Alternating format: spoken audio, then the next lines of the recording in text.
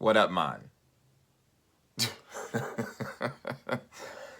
Hey, what's going on, Scatterbrains? Thank you for coming back to another episode of Scatterbrains. See, my name is Travis, and I am here to review the world premiere of Lifetime's new attempt to get us to think that they are capable of making people fall in love on TV, aka Married at First Sight, Desperation Island, Season 1, Episode 1.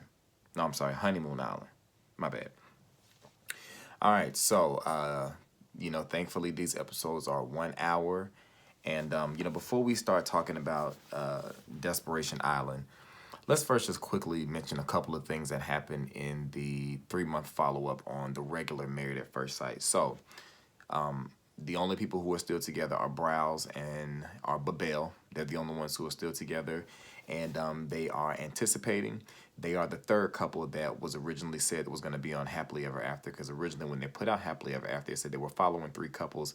They only announced two, and the reason was because Browse was pregnant, and they didn't want to announce that until this episode that just came on. So congratulations to them. Me, I'm not going to even go there. Tristan wanted to try to make us feel bad for him for what he said about not wanting to be with anyone darker than him. You shouldn't have said it. At the end of the day, you can save those tears for someone who cares, because none of us do. I said what I said in my video. He may have seen my video, he may have not, but I said what I said, and I don't take it back.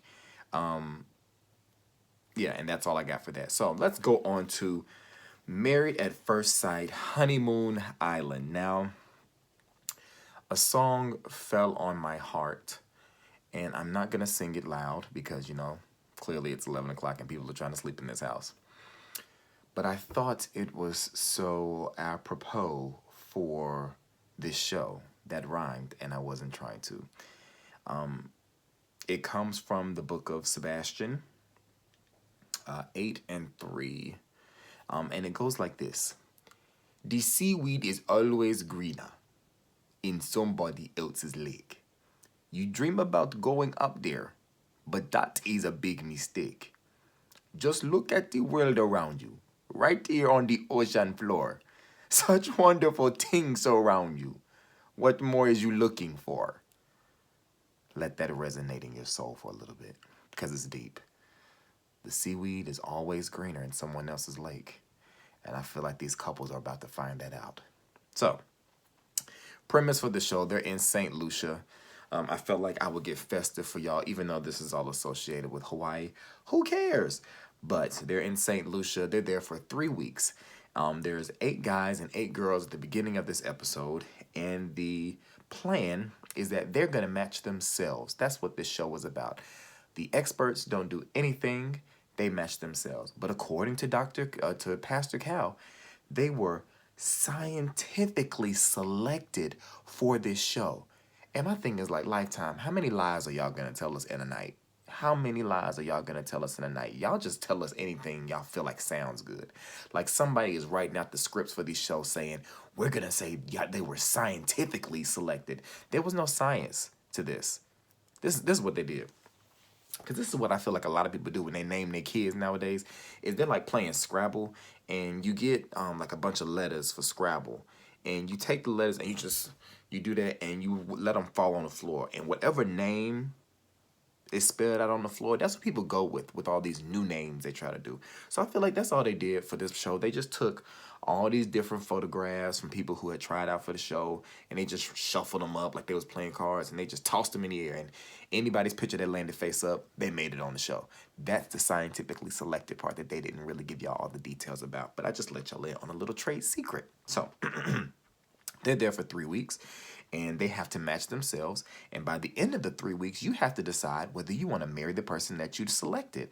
Like how much sense does that make? Like, you give me 3 weeks, tell me I got to pick somebody. Otherwise, if you didn't pick somebody, guess what? You're going home. So you pick somebody so that you don't go home, and you have to know that at the end of the 3 weeks, you either have to propose or go back home alone. Like, why are y'all playing with us like this? Why are y'all playing with us like this? Like, marriage is serious, and I'm still gonna review the show because it's a hot mess waiting to happen. Like I said in another video, it's a cesspool of germs. Somebody's probably gonna get hepatitis in their ear. I mean, these things are gonna happen. But 3 weeks? 3 weeks? Lifetime. Lifetime. Stop playing with us. Stop playing with us. Y'all make too much money. Y'all have too many creative people who could come up with a show that actually means something than to give us this. Yes, I'm going to be entertained. Yes, I'm going to laugh at these people because they look foolish.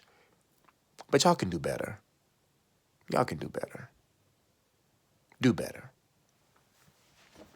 Anyway, so on the island with them is Dr. Blonde. I don't remember her name. And is it Jessica? Jessie? Yeah, her. She's on the island with them, and Pastor Cal. I guess Dr. Pepper, she walks with a cane now or something like that. I guess she said her ankles are too swollen. Her cankles, they can't handle being on that sand. So she said she's staying in the States. So what was supposed to happen within the first few days, because this is going to be the difficult part about review. Well, I thought it would be the difficult part about reviewing the show was because it was so many people. Because I was going to go through all the names, but at the end of the episode, I realized it didn't even matter. Because what was supposed to happen on the first day was that they were supposed to pick the person that they felt like they had the strongest connection with, be it physically or emotionally. And that was going to be the person that I guess they were paired with for these 3 weeks to get to know, to figure out if they wanted to marry them. Oh, this hat is itching. Cool. So that's what was supposed to happen. So throughout the episode, we meet the different people. I'm not going to go over everybody that was on there because it really doesn't matter to, like, who really cares. If you really want to know who was on the show, go to lifetime.com.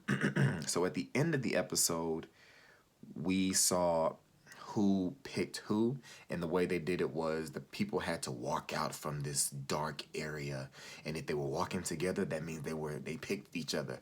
But if they walked out alone, that means they didn't get picked, or so we thought.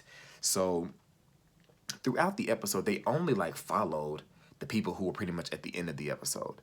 There was only one couple that they didn't really show a lot of. They showed them once, but every person that was shown throughout the episode was a part of the couples that was selected at the end. So out of the 16 people, they only highlighted the people who were we actually going to get to know. Like, everybody else was just like a quick, oh, this is who this is. Like, you really didn't get much of them, because there were some people whose names I didn't even get, because I don't even think I have 16 names on here, but maybe, I just wasn't paying attention. So there were some people who were tied up between two people. The most notable one is going to be Chris. Chris is the tatted up dude. He has a daughter, and his instant connection was with Jocelyn, but he also had a connection with Jada. Jocelyn is a blonde, Jada black. That was highlighted, and I'll tell you why later. So let's just go over the couples that selected each other. So the first couple that came out was Eric and Katie. They said they had an instant connection. They were the couple that they highlighted once, and we never really saw them again until the end of the episode. So I don't really know anything about them. They both are reserved, and they have a lot of surface conversations. So that was something that concerned Dr. Jessica. The next couple that came out was Isabella and Tyler. Isabella was on Second Chances with David from season 3. And Tyler is just, Tyler. They have an instant connection. Isabella gets real emotional, and she started crying. It's like, girl, Bush, what you crying for? Bush, that's going to be your name if you keep this up. Keep this up, and I'm going to keep calling you Bush. Bush, what are you crying for? You just met this man yesterday. The next person that comes out alone, and it's Jonah. He's a dude that got into a motorcycle accident, and yeah, he was in a motorcycle accident. That's all I got. He came out by himself. People thought he would have came out with a girl named Brandon, but he came out by himself, and then the girl came out later. And it's like I feel like when the producers got on the island for this show, they realized that things were not going the way that they thought they were. Like, there wasn't enough. It wasn't enough of those moments going on. So now they're manufacturing these moments, and it's so evident that they're manufacturing, because he walks out by himself, they talk to him, and then she walks out later and they talk to her. So they're now couple number 3. But at some point or another, she pushed his hand away, and I missed that. And apparently that's something we should all be looking out for. Couple number 4 that came out was Shannon and Kimber. Shannon was also on Second Chances. He was with Vanessa, obviously. I think he was the runner-up that season. I don't remember if Isabella was the runner-up from Second Chances, because we stopped watching halfway through. But so Shannon and Kimber, I don't really know what happened with her name. I guess her parents were about to name her Kimberly, and it was just like, we don't need the L and the Y. So the next person that came out was Jocelyn. Jocelyn, Chris, and Jada were the three that they highlighted, that triangle. She came out by herself, and then they brought Chris out, and then they told Chris to close his eyes because Chris was conflicted about who he was going to go with, whether it was going to be Jocelyn or Jada. So they told him to close his eyes, and whoever he saw when his eyes were closed, that's who he needed to go pick. Well, he closed his eyes and he saw darkness, so he wouldn't pick Jada, the black girl. So he brought out Jada, and everybody else went home. So those are the 5 couples that this show is going to highlight. So you have Eric and Katie, Isabella and Tyler, Jonah and Brandon, Shannon and Kimber, Chris and Jada. But in the previews for the rest of the season, they show that Jocelyn shows back up, which I think is kind of whack because that clearly is a thing for the producers to try to get some drama going, because clearly there probably wasn't enough going on anyway that they said, oh, let's bring somebody back. Kind of like they did with Second Chance. Did they do that with Second Chances? The girl, she went back on her own, but this, like, clearly they're in a different, like, they're in a different country. I mean, like, they're not in, like, the United States. So y'all had to fly her back out or keep her separated and just pop her back up and be like, oh, she's here. So, I mean, you know, truthfully, I think the show is going to be really boring. I don't think the show is going to be that interesting, but I'm going to give it a chance and see how things go. None of these people really seem like anybody that I have a desire to want to get to know or want to find out what happens with them. Yeah, that's really all I got. Like, there's not much of anything. What is there anything in my notes worth mentioning? I don't really see anything. This is a 3-week thing that they're going to subject us to for probably about 12.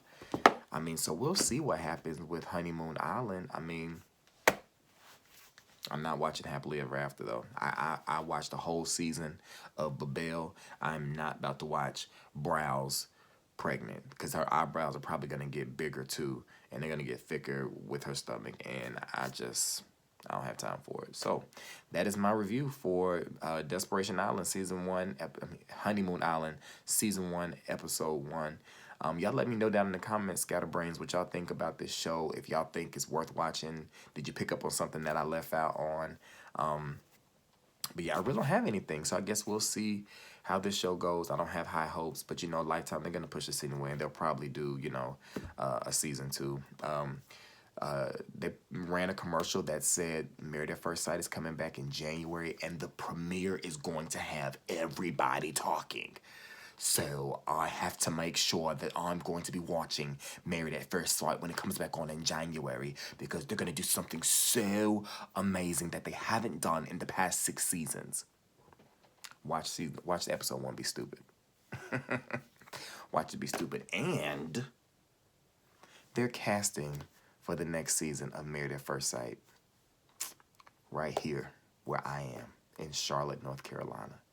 So y'all already know, if this show goes forward, and trust me, I have my ear to the streets, if this show goes forward, I'm going to find my way to one of these shooting locations. When they out to dinner or something, I'm going to roll on up there and try to be in the background like this. I'm going to try to be in the background like this.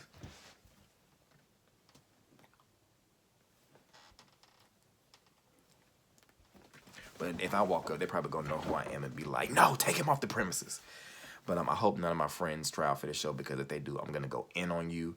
And I'm really interested to see what a Married at First Sight in my city would look like. I'm really interested. I'm definitely reviewing that season. But that's all I got for this review. Y'all make sure y'all rate, comment, subscribe if you have not. Hit the bell icon so you can get all the notifications for my videos. And I'll be talking to y'all later. Check down in the description for my Twitter and for my email. And I'll holler at you later, y'all. Peace.